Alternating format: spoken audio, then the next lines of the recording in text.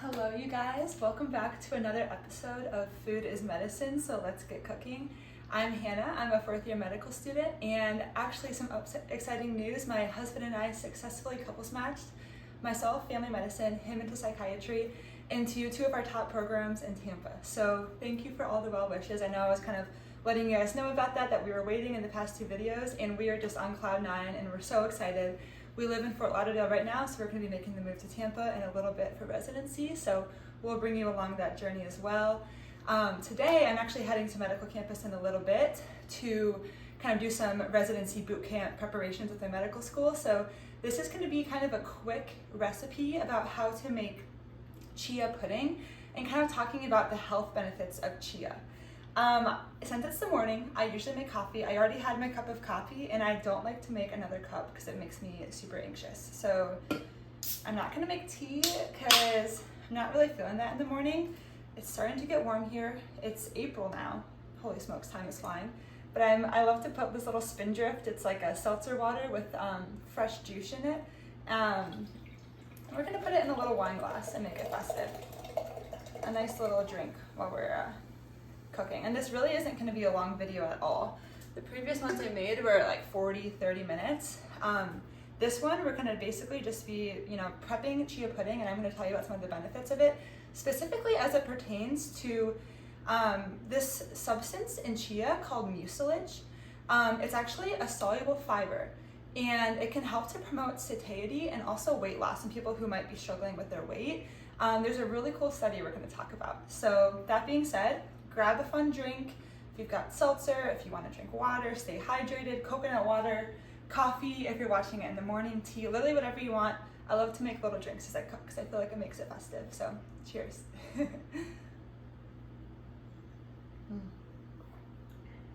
It's very summery. I love these.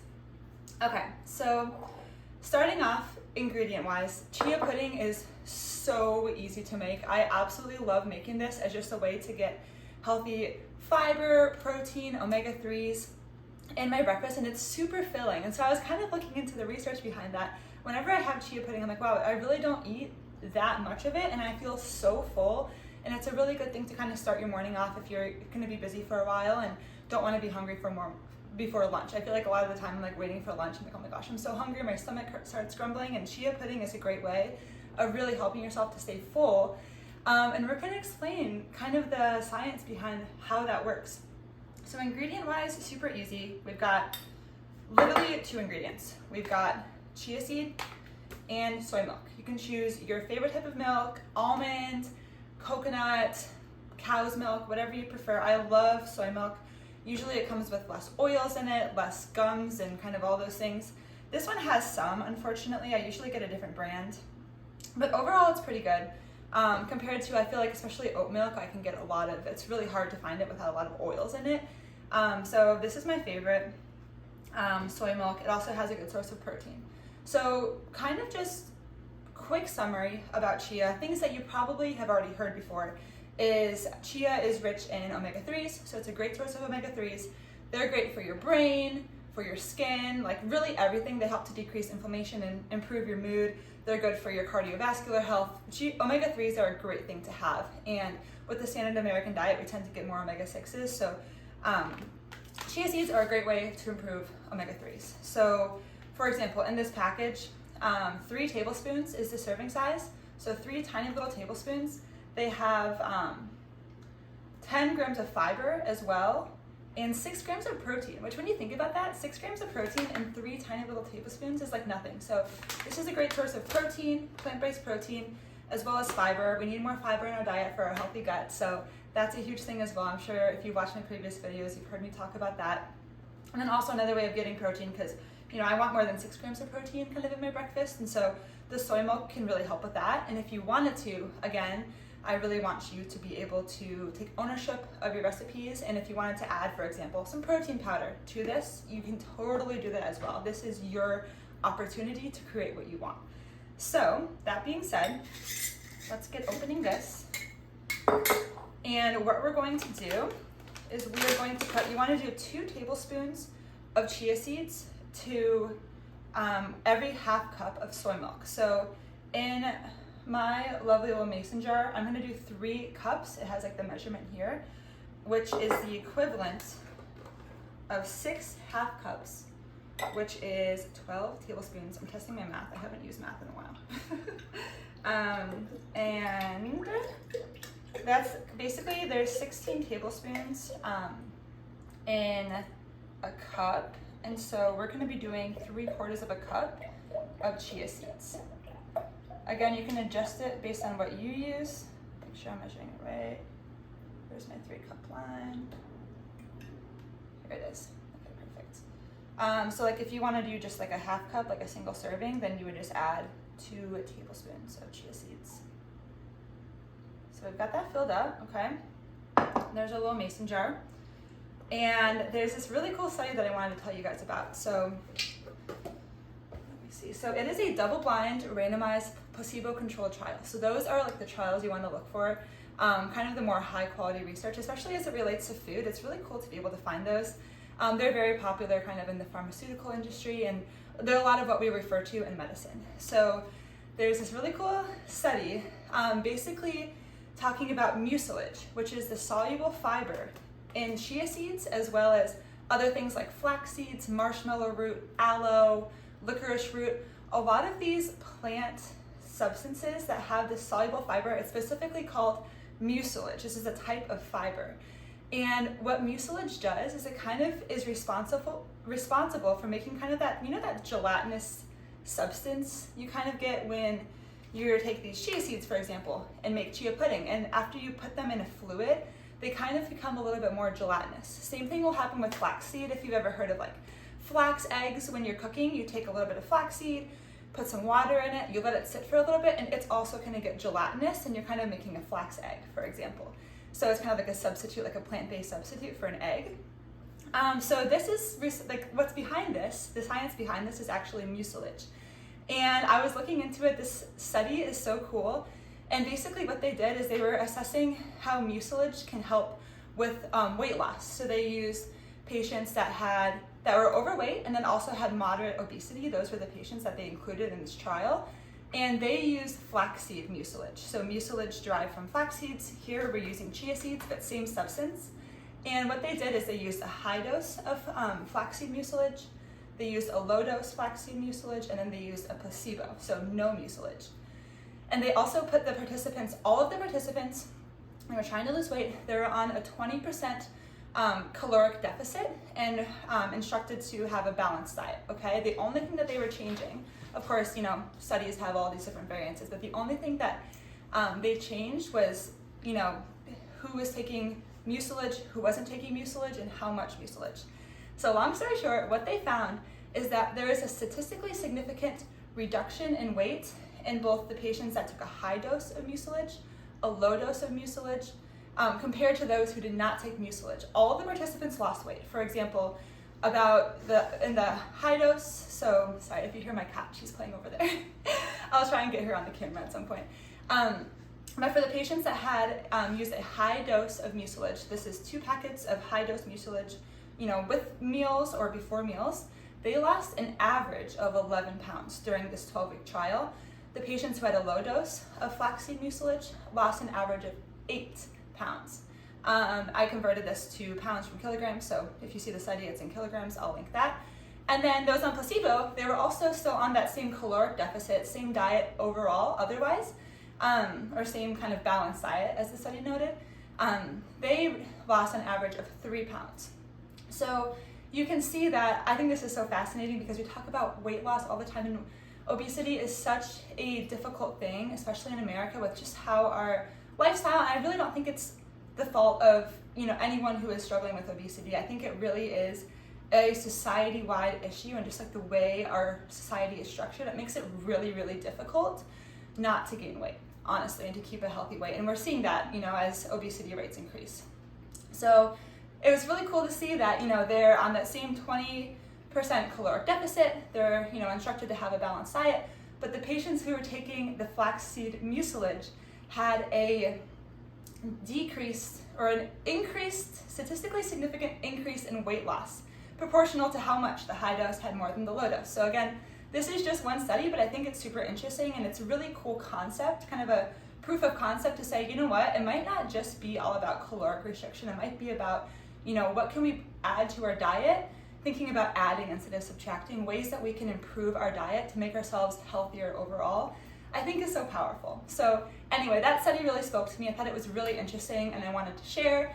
I think it's really important to be able to visualize, you know, how these recipes can support your health when you're making them. So that's my explanation for that. Otherwise, mucilage is really good for your gut health overall. It can act as a prebiotic fiber. Chia seeds in general are also low FODMAP, so people who have, like, you know, some bloating or GI pain, you know, IBS, stuff like that, low FODMAP can be a good option to kind of temporarily relieve those symptoms. And chia seeds are actually low FODMAP. Of course, go whatever feels well for you, but this might be an awesome way to kind of add that to your diet, see if that helps your gut. Chia seeds are also rich in caffeic acid, which is also in coffee, but it's another way of kind of getting some caffeic acid in, which actually helps to decrease inflammation. So many benefits overall. I thought kind of that weight loss component was a really interesting and relevant component to kind of just the life we're living in today. So I thought that was super interesting.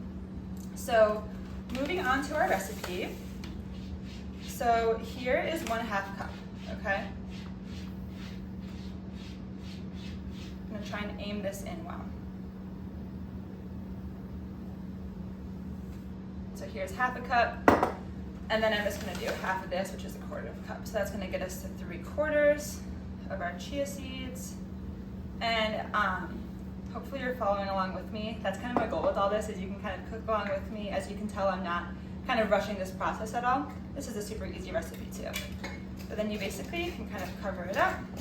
And you can tell that the chia seeds, they're really dry right now, okay? But we're going to end up being able to make this wonderful chia pudding.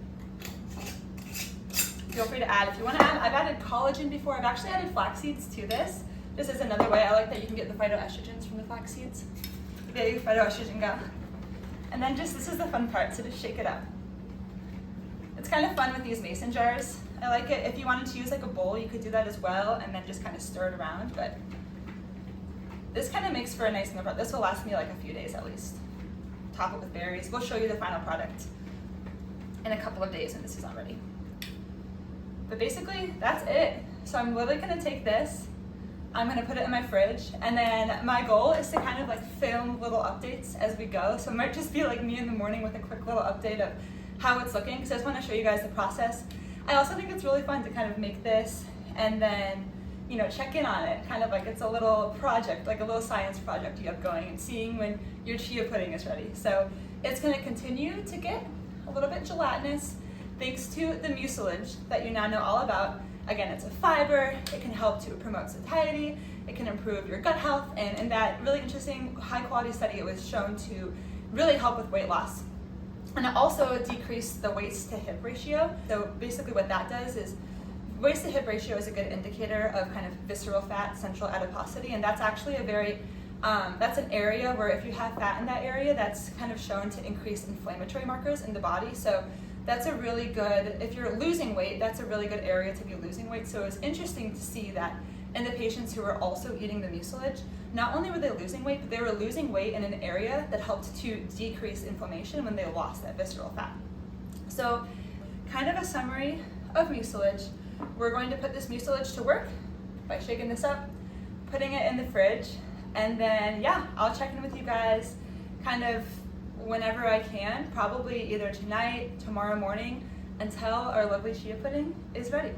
Jenny just came up on the counter, so she's gonna say goodbye to you guys. Come on, my girl. This is Jenny. So we're gonna go put this in the fridge together, aren't we? Yeah. She's my little sous chef.